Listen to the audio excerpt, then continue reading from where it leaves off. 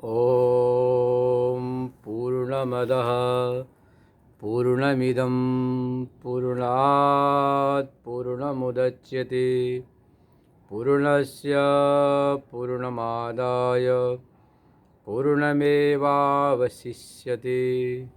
ॐ शान्ति शान्ति शान्तिः। शङ्करं शङ्कराचार्यं केशवं बादरायणं सूत्रभाष्यकृतौ वन्दे भगवन्तौ पुनः पुनः। ईश्वरो गुरुरात्मेति मूर्तिभेदविभागिने व्योमवद्व्याप्तदेहाय दक्षिणामूर्तये नमः। ओम शांति शांति शांति। पतित पावनी कलुष भंगिनी माँ गंगा के तट पर संवस्थित श्री विद्यालोक न्यास हरिद्वार से आप नित्य स्वाध्याय प्रवचन श्रवण कर रहे हैं। इसमें द्वितीय अध्याय के चतुर्थ श्लोक तक पहुँचे हैं। पहले उच्चारण। अर्जुन उवाच कथं भीष्ममहं सांख्ये द्रोणं च मधुसूदन इषुभिः प्रतियोत्स्यामि पूजार्हा वरिसूदनः। अर्जुन विषाद ग्रस्त है। अर्जुन विषाद से जब त्रस्त हो गया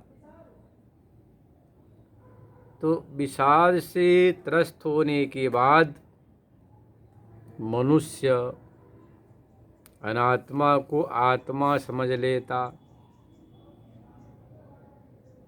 और आत्मा को अनात्मा, अनात्मा को आत्मा, आत्मा को अनात्मा समझ लेता।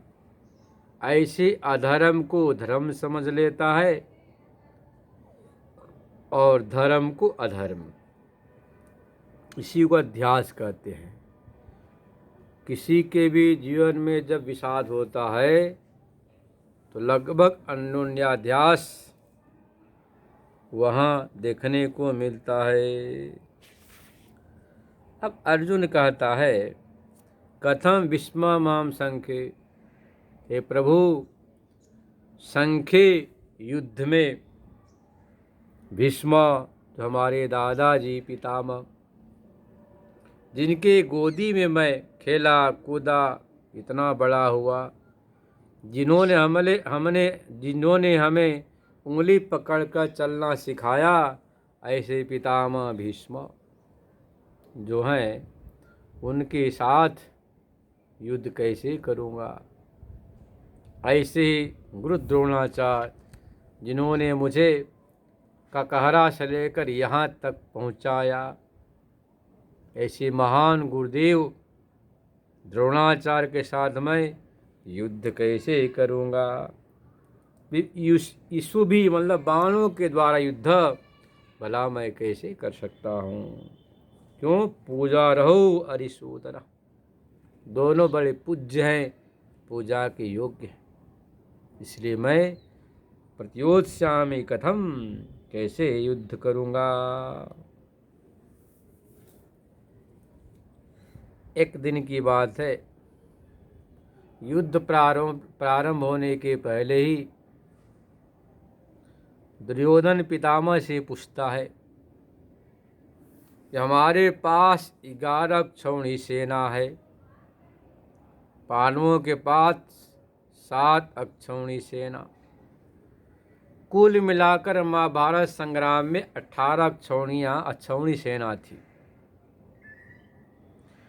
दुर्योधन ने पूछा हमारे सैनिकों में, सेनापतियों में कोई ऐसा भी है जो अकेले 18 अक्षौहिणी सेना से लड़ सके।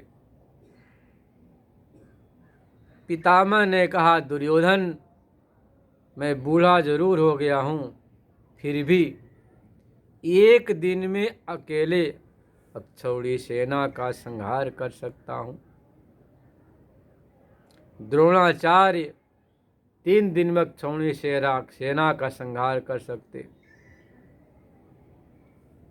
और अर्जुन क्षण भर में कर सकता। और भगवान तो भ्रिकुटी विलास मात्र से युद्ध का प्रलय कर सकते। दुर्योधन ने कहा फिर युद्ध कैसे होगा? पितामह ने कहा दुर्योधन, न श्री कृष्ण पल भर में प्रलय करने वाले हैं, न द्रोणाचार्य 3 दिन में अक्षौणी सेना समाप्त करेंगे, न अर्जुन क्षण भर में समाप्त करेगा, न मैं ही अक्षौणी सेना को मारूंगा। युद्ध तो युद्ध के नियम के अनुसार ही चलेगा। युद्ध के नियम होते हैं वैसा ही चलेगा। अब अर्जुन कहता है, गुरु न हत्वा हि महानुभावान् श्रेयो भोक्तुं भैक्षमपीह लोके हत्वार्तिकामांस्तु गुरुनिहैव भुञ्जीय भोगान् रुधिर प्रदिग्धान्। युद्ध के विषय बता रहा कि युद्ध करके मुझे क्या मिलेगा, वह बतला रहा।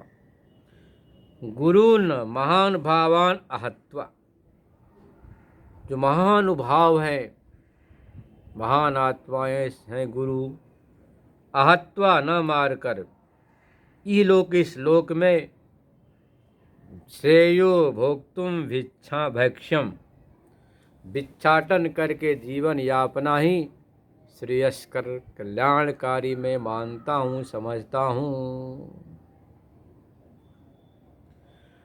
गुरुन हत्वा, गुरुओं को मारने समय क्या मिलेगा? कते रुधिर प्रदिग्धान भोगान अर्थ कामांश भुंजिया, रक्त से रंजित अर्थ कामना भोगों को ही तो मैं भोगूंगा, जो इनके रक्त से रंजित होगा। इसलिए मैं तो यही चाहता हूँ कि युद्ध न करके भिक्षाटन करके जीवन यापन किया जाए। इसी को बोलते हैं अधर्म में धर्म बुद्धि। अर्जुन का कर्तव्य है क्षत्रिय होने के नाते अन्याय के विरुद्ध खड़ा होना, संग्राम करना।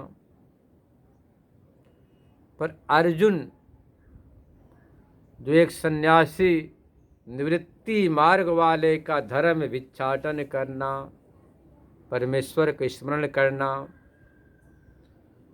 तो इसके लिए भिक्षाटन अधर्म है। सन्यासियों का, मुमुक्षुओं का, साधकों का, जिज्ञासुओं का भिक्षाटन करके जीवन यापन करते हुए परमात्मा की स्मृति धर्म तो है तो प्रवृत्ति मार्ग में, परंतु निवृत्ति मार्ग की बात सोच रहा तो अधर्म में धर्म बुद्धि हो रही, श्रेष्ठ बुद्धि हो गई। और जो इसका कर्तव्य है, धर्म है, क्षत्रिय होने के नाते संग्राम करना, युद्ध करना, अन्याय के विरुद्ध खड़े हो जाना, अन्याय का समन करना, दुष्टों का दमन करना, लोक में समाज में व्यवस्था को बनाए रखना, उसको छोड़ रहा है। तो यहाँ पर भगवान आगे इसको फटकारेंगे।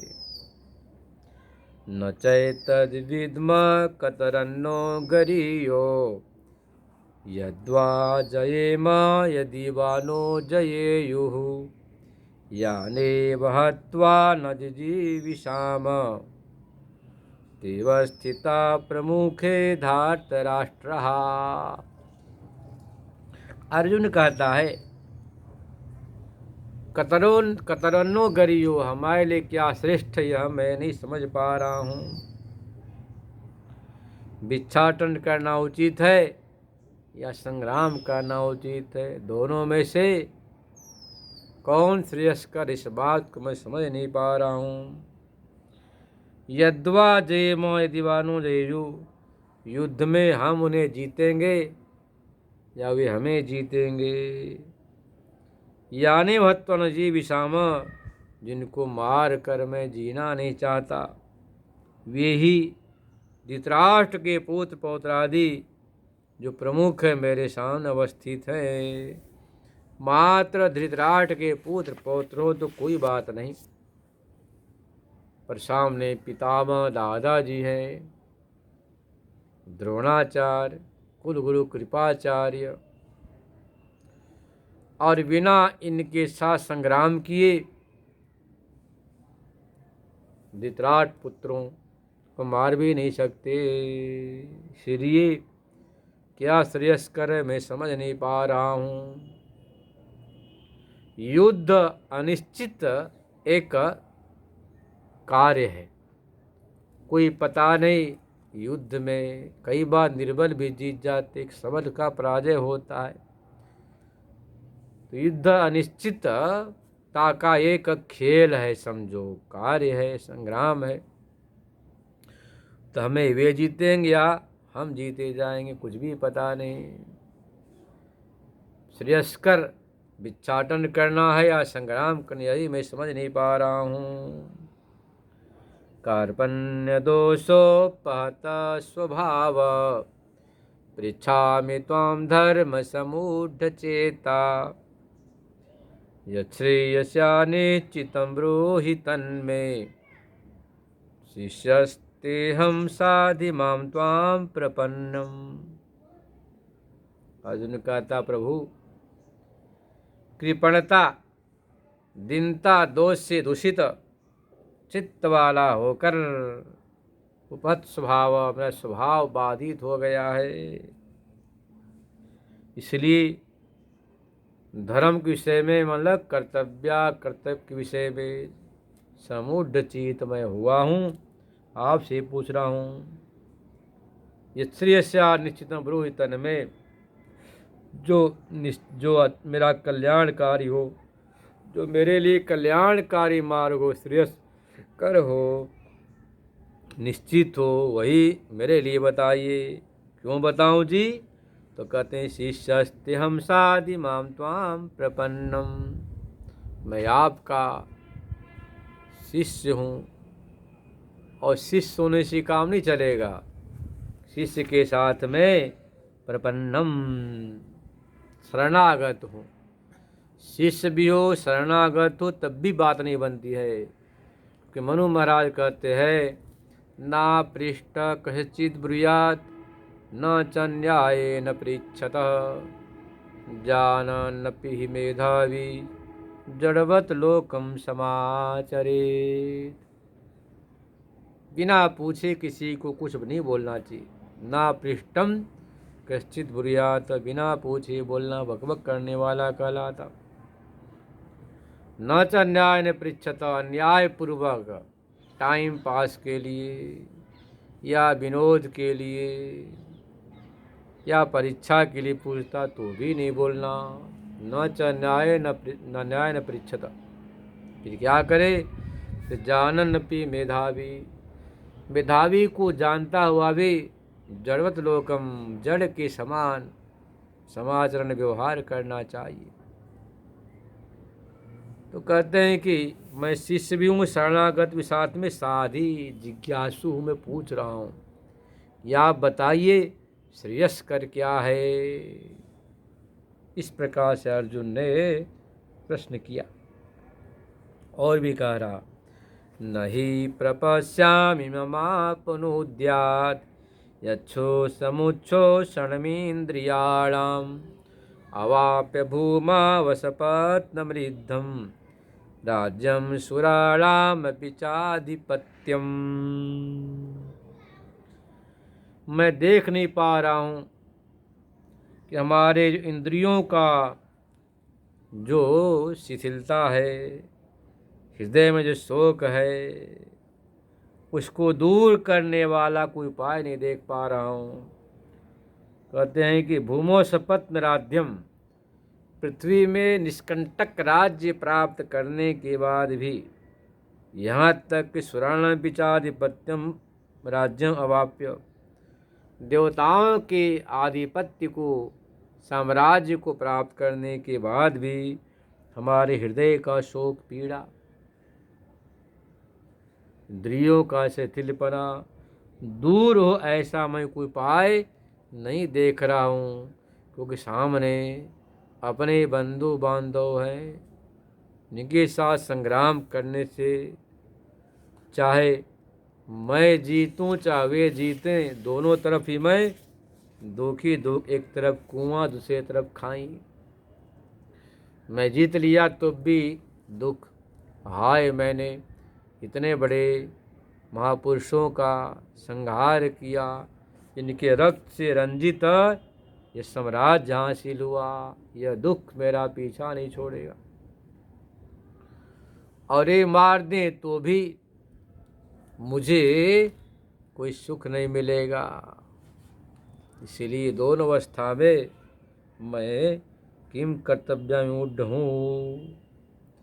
अब इन सारी संवादों को संजय सुना रहे धृतराष्ट्र को। संजय उवाच इव मुक्त्वा ऋषिकेशं गुडाकेश परन्तपः नायोत्सिति गोविंद मुक्त्वा तूष्णीं बभूवः।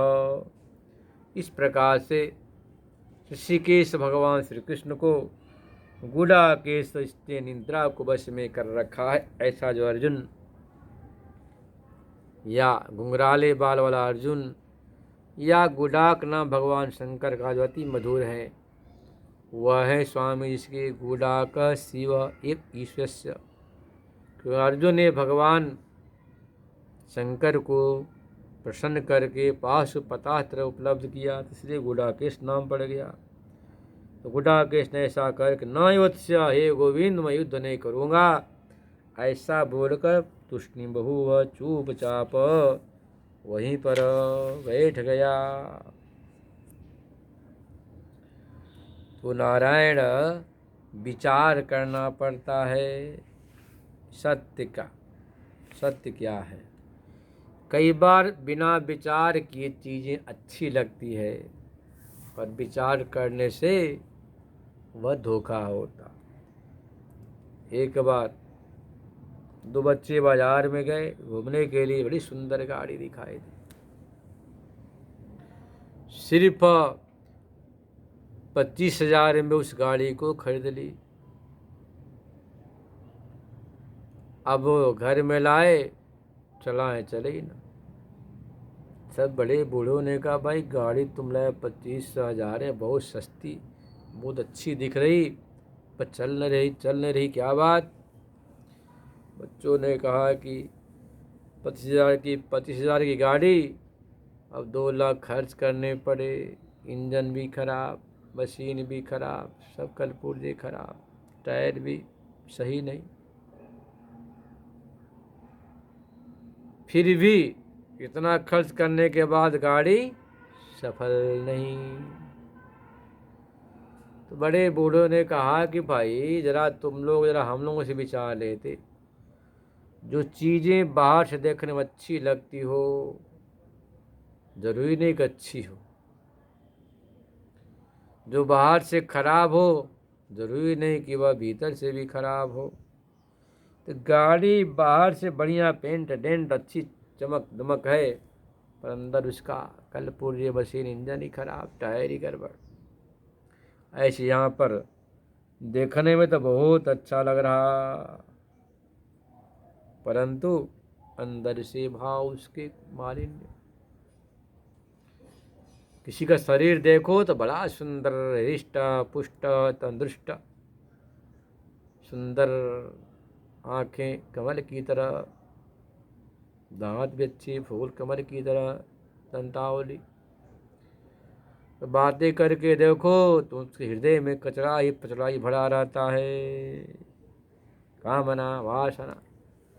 स्थूल शरीर गाड़ी की तरह बहुत सुंदर दिखता है, पर अंदर 100 बीमारी, वासना, कामना, जड़, पीड़ा, संवेदना, तो हार्ट की समस्या, तो शुगर की समस्या। ऐसे अर्जुन की बातें तो सुनने में अच्छी लग रही है, परंतु शास्त्र प्रमाण से विचार करते हैं तो बात अच्छी नहीं है। तमुवाच ऋषिकेश प्रहसन्नीव भारत सेनयोरुभयोर्मध्ये विषीदन्तं विदं वचः। इस प्रकार से जब अर्जुन विषाद कर रहा था, ऋषिकेश भगवान श्री कृष्ण हंसते हुए सेनयोरुभयोर मध्य, भगवान ने नहीं कहा चलो पेड़ के नीचे छाए में बैठकर उपदेश करूंगा, वहीं पर जहाँ पर है विषदंतम, शोकग्रस्त, शोकाकुल, विषादग्रस्त अर्जुन को यह बात भगवान ने बताई। देखो नियम है, जब तावा गर्म होता है तभी रोटी सेकी जाती है, तावा ठंडा हो जाए तो रोटी सिक नहीं सकती। तो जिस समय अर्जुन के चित्त में वैराग जन्मा, वैराग उपजा, जब विषाद हुआ तो अर्जुन के चित्त में वैराग हुआ, सब बेकार है, सब मिथ्या है, युद्ध करेंगे तो अपने ही लोग मारे जाएंगे, और युद्ध से प्राप्त जो राज्य है, अर्थ है, वही इन महानुभावों के रक्त से रंजित होगा। लोग क्या कहेंगे, विजय तो हासिल किया पर पितामह द्रोणाचार्य, कुलगुरु कृपाचार्य के रक्त से रंजित। इन बातों को विचार कर चित्त में बड़ा भारी वैराग्य, और वैराग्य होने के बाद वहाँ से चित्त हट जाता, हट गया, और निर्णय क्या था कि जंगल में जाकर भिक्षाटन करके जीवन यापन हम कर लेंगे। तो विषाद होने के बाद स्वाभाविक मनुष्य के चित्त में वैराग्य उपजता है, वैराग्य अंकुरित होता है, पर उस अंकुरित को पल्लवित पुष्पित होने के लिए सद्गुरु का आश्रय चाहिए। अर्जुन को भगवान श्री कृष्ण जैसे सद्गुरु मिले तो उसका जो विषाद था, विषाद से जो उत्पन्न हुआ वैराग्य, उस वैराग्य को भगवान ने विवेक रूपी अग्नि से प्रज्वलित कर दी, बढ़ाया, और वह बढ़ते बढ़ते ज्ञान को उपलब्ध हुआ, उसका मोह भंग हुआ। हमारे जीवन में भी जब समस्याएं आती हैं, पीड़ा होती है, जब आपके अनुकूल समाचरण व्यवहार नहीं होता है, तो चित्त में अपनों के प्रति भी उदासीनता आती है, उपरामता आती है, वैराग्य आता, उपेक्षा भाव आती है। पर हम उस समय साक्षात यदि सद्गुरु न मिले, भगवान न मिले, ये जो गीता है ना, यह भी साक्षात भगवान की वांग में विग्रह है। और भगवान ने कह दिया गीता में, चोत्तमम गृहम, गीता तो भगवान का उत्तम गृह है।